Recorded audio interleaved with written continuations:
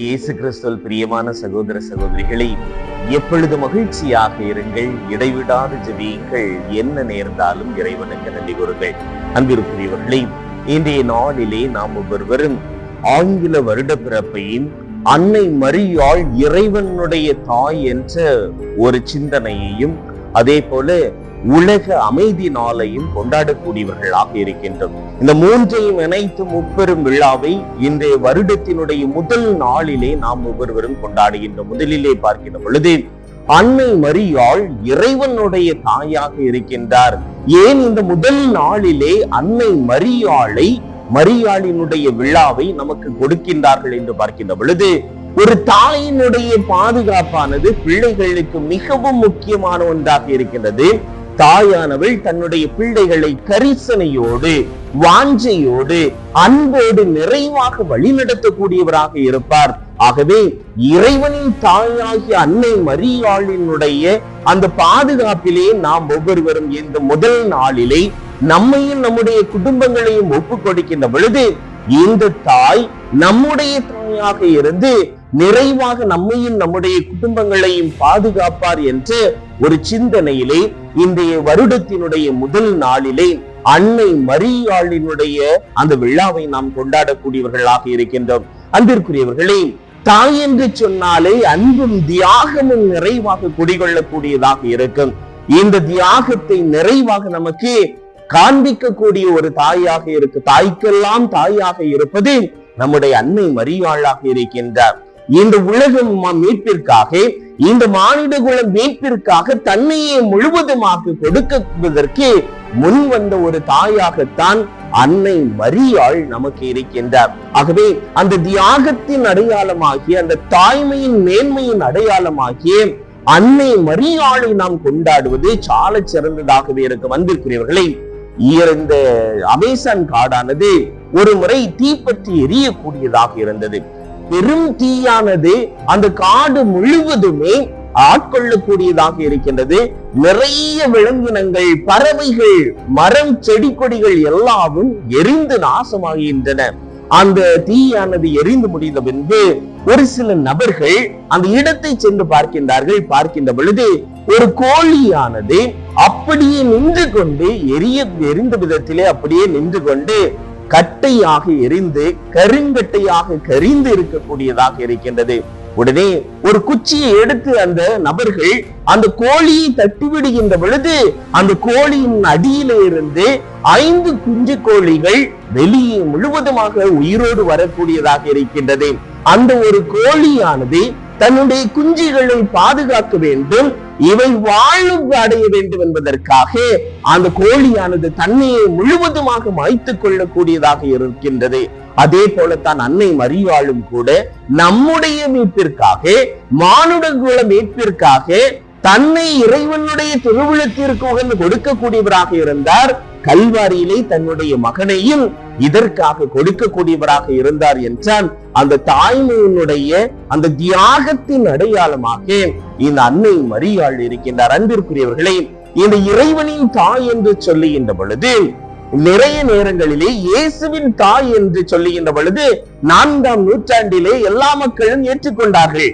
ஆனால் ஒரு சில மக்கள் இறைவனின் தாய் என்று சொல்லுகின்ற பொழுது இது ஏற்றுக்கொள்ள முடியாது என்று அவர்கள் செல்லக்கூடியவர்களாக இருந்தார்கள். ஆனால் இதை சரி செய்து விட வேண்டும் என்பதற்காக கிபி 431ஆம் ஆண்டு எபேசு திருச்சங்கத்தை கூட்டுகின்றார்கள். இந்த எபேசு திருச்சங்கத்திலே ஒன்றாக இணைந்து நிறைய புனிதர்கள், நிறைய மனிதர்கள் இணைந்து ஒரு முடிவை மேற்கொள்ளுகின்றார்கள். அது என்ன என்றால், அன்னை மரியாள் இறைவனுடைய தாயாக இருக்கின்றார்.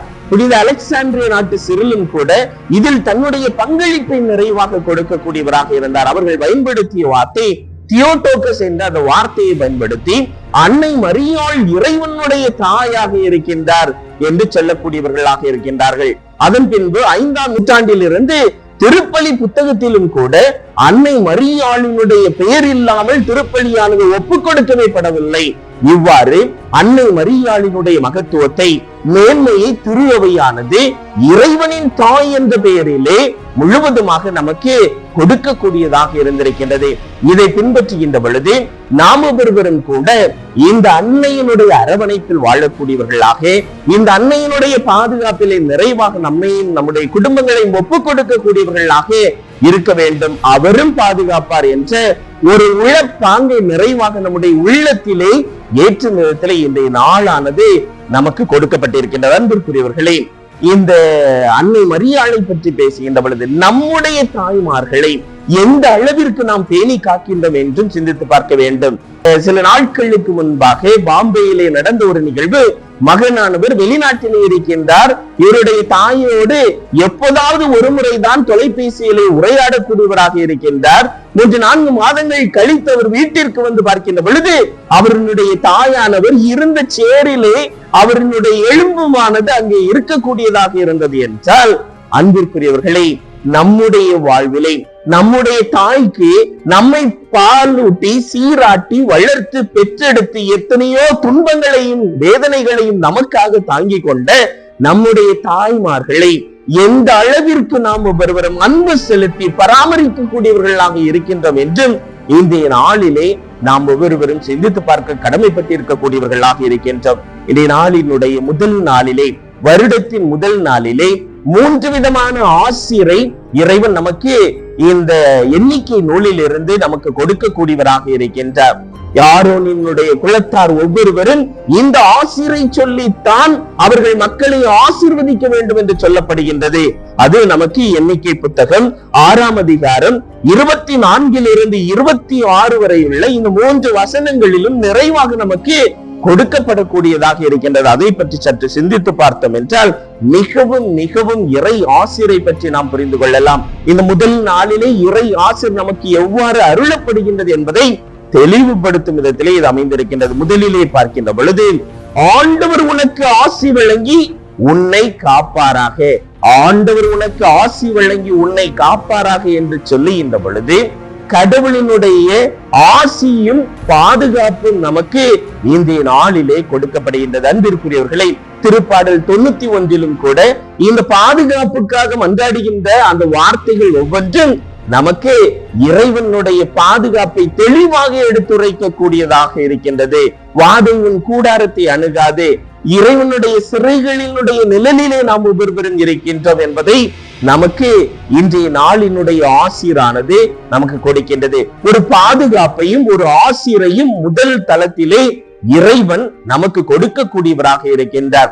இறைவனுடைய ஆசிரை பெற்ற மனிதர்கள் இறைவனுடைய பாதுகாப்பையும் பெறக்கூடியவர்களாக இருக்கின்றார்கள். ஆபத்துக்கள், விபத்துக்கள், இன்னல்கள், துன்பங்கள், நெருக்கடியான சூழல்கள், வேதனை நிறைந்த தருணங்கள், இவற்றிலெல்லாம் ஆண்டவர் நமக்கு ஆசி வழங்கி நம்மை பாதுகாக்க கூடியவர்களாக இருக்கின்றார் என்பதை இந்த முதல் ஆசியானது நமக்கு சொல்லுகின்றது. இரண்டாவது ஆசியை பார்க்கின்ற பொழுது 25ஆம் வசனத்திலே, ஆண்டவர் தன் திருமுகத்தை உன்மேல் ஒளிரச் செய்து உன்மீது அருள் பொழிவாராக என்று சொல்லுகின்றது. அன்பிற்குரியவர்களே, இறைவன் நமக்கு நிறைவாக அருளை பொழியக்கூடியவராக இருக்கின்றார். அன்னை மரியாள் அருள்மிக பெற்றவராக இருக்கின்றார். அந்த அன்னையினுடைய பிள்ளைகளாகிய நமக்கும் கூட இந்த நாளிலே இறைவன் அருளை பொழியக்கூடியவராக இருக்கின்றார். பவுலடியார் அளவு சொல்லுவார், என் அருள் உனக்கு போதும். இது இறைவன் நமக்கு சொல்லக்கூடிய வார்த்தையாகவே இருக்கின்றது. இறைவனுடைய அருள் துணையை நம்பி என்னால் எதையும் செய்யக்கூடிய ஆற்றல் எனக்கு உண்டு என்று அவர் சொல்லுகின்ற பொழுது நாமும் கூட இந்த நாளிலே இறைவனுடைய அருளை நிறைவாக பெறக்கூடியவர்களாக இருக்கின்றோம். அது நம் மீது கொடுக்கப்படவில்லை, மாறாக பொழியப்படுகின்றது. எவ்வாறு மழையானது பொழிகின்றதோ அதுபோல இறைவனுடைய அருளானது முழுவதுமாக இந்த நாளிலே நம் மீது பொழியப்படக்கூடியதாக இருக்கின்றது என்பதை இன்றைய இரண்டாவது ஆசிரானது சொல்லுகின்றது. மூன்றாவதாக பார்க்கின்ற பொழுது 26வது வசனத்திலே, ஆண்டவர் தம் திருமுகத்தை உன் பக்கம் திருப்பி உனக்கு அமைதி அருள்வாராக என்று சொல்லப்பட்டிருக்கின்றது. ஆண்டவர் அவருடைய திருமுகத்தை திருப்பி நம் பக்கம் திருப்பி அமைதியை கொடுக்கக்கூடியவராக இருக்கின்றார் என்று சொல்லப்படும். அன்பிற்குரியவர்களே, எபிரேயத்திலே நிறைய நேரத்திலே ஷலோம் என்ற அந்த வார்த்தையானது சொல்லப்படுகின்றது என்றால் இது எல்லா விதமான கூறுகளையும் உள்ளடக்கி ஒரு வார்த்தையாக இருக்கின்றது. அமைதிக்கு கொடுக்கப்படுகின்றது. இந்த இறை அமைதி நிறைவாக நம்மிலே குடிகொள்ளக்கூடியவர்களாக இருக்க வேண்டும் என்பதையும் இந்த ஆசிரானது சொல்லுகின்றது. அமைதி என்று சொல்லுகின்ற பொழுது கடவுள் இயேசு உயிர் தெழுந்த பொழுது உங்களுக்கு அமைதி உண்டாகுவதாக என்று சொல்லுகின்றார். அதே போல இயேசுவினுடைய பிறப்பிலே நல் மனதோருக்கு உள்ளவர்களுக்கு, நல் மனது உள்ளவர்களுக்கு அமைதி உண்டாகுது என்று சொல்லப்படுகின்றது. இவ்வாறு அமைதியானது நிறைவாக இறைவனால் கொடுக்கப்படக்கூடியதாக இருக்கின்றது.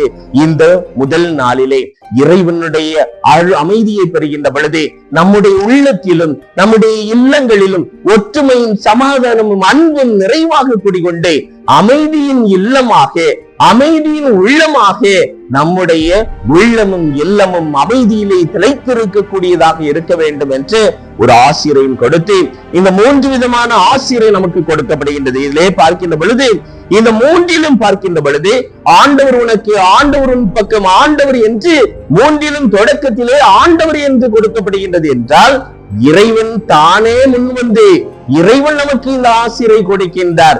இது நாம் கெஞ்சி கேட்டு இறைவன் கொடுக்கவில்லை, மாறாக இறைவன் தானே முன்வந்து ஆண்டவராகவே நமக்கு இந்த ஆசிரை கொடுக்கின்றார் என்று பொருள்படக்கூடியதாக அமைந்திருக்கிறது. அதே போல இது நிறைய தருணங்களிலே தனி நபருக்கு கொடுக்கப்படக்கூடிய ஆசிராக இருக்கின்றது. 2-3 மனிதர்களை சேர்த்து உங்களுக்கு, உங்களுக்காக அப்படிலாம் சொல்லல, உனக்கு, உன் பக்கம் திரும்பி என்று ஒருமையிலே கூறப்பட்டிருக்கின்றது என்றால் ஒவ்வொரு தனிப்பட்ட மனிதனுக்கும் இந்த ஆசிரை இறைவன் கொடுக்கின்றார். எல்லோருக்குமான ஆசிராக இல்லை, ஒவ்வொரு தனிப்பட்ட மனிதருக்கும் இறைவன் குறித்து தனிப்பட்ட மனிதர்களை நிறைவாக ஆசீர்வதிக்கின்றார்.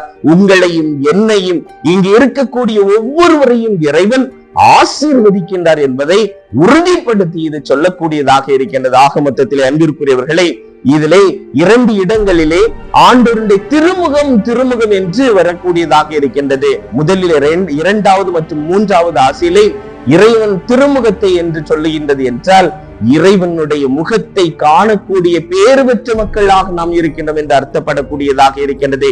எவ்வாறு ஒரு குழந்தையானது தன்னுடைய தாயினுடைய முகத்தை பார்க்கின்ற போது மகிழ்ச்சியிலே ஆர்ப்பரித்து ஓடி வருகின்றதோ அதுபோல நாம் கூட இன்று இறைவனுடைய திருமுகத்தை பார்த்து அவரை நோக்கி மகிழ்ச்சியோடு இருக்கக்கூடியவர்களாக, நிறை மகிழ்ச்சி என்ற ஆண்டிலே சுவைக்கக்கூடியவர்களாக இருக்க வேண்டும் என்று இந்த ஆசிரானது கொடுக்கப்படுகின்றது.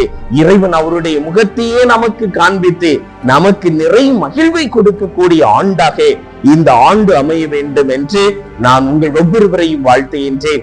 இறைவன் மகிழ்ச்சியின் ஆண்டாக, அன்பின் ஆண்டாக, இரக்கத்தை பிறருக்கு கொடுக்கக்கூடிய ஆண்டாக, மன்னிப்பை பிறருக்கு வழங்கக்கூடிய ஆண்டாக, இரக்கத்தினுடைய அடிப்படையிலே வாழக்கூடிய மனிதர்களாக நம்மை மாற்றி இந்த ஆண்டை சிறந்த ஆண்டாக, ஆசீர்வதிக்கப்பட்ட ஆண்டாக இந்த ஆண்டு முழுவதும் நமக்கு இருக்க வேண்டும் என்று சிறப்பாக இறைவனை நோக்கி மன்றாடுவோம்.